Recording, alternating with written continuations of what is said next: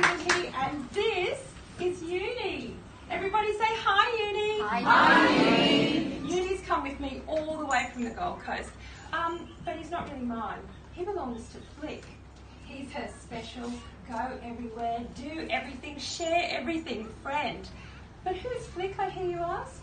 Why, Flick is the little girl who lives at the end of Holyrood Lane, beneath the beechwood trees.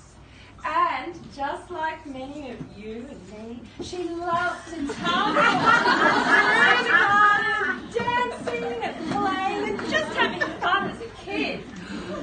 But sometimes things get in the way of Flick having fun. Loud, wild, unpredictable, scary things. Things like threatening, violent thunderstorms. And when Flick feels scared, sometimes all she wants to do is run away and hide. Sound familiar?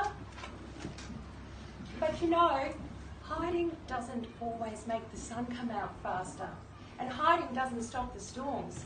So how does Flick learn to overcome her fears? Well, at the end of Holyrood Lane is not just a story about learning to face your fears. It's also about finding the courage to acknowledge them and knowing when and how to reach out for help to overcome them. I hope it's also a sensitive and subtle way of trying to understand a little bit more about one of the worst possible storms that a young child could face, domestic violence.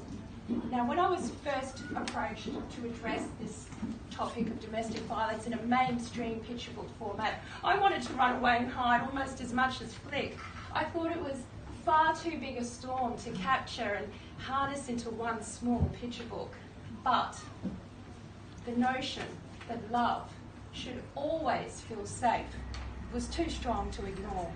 And so, although Holyrood Lane turned out to be one of the most challenging and exacting stories that I've ever written, it was also one of the most liberating.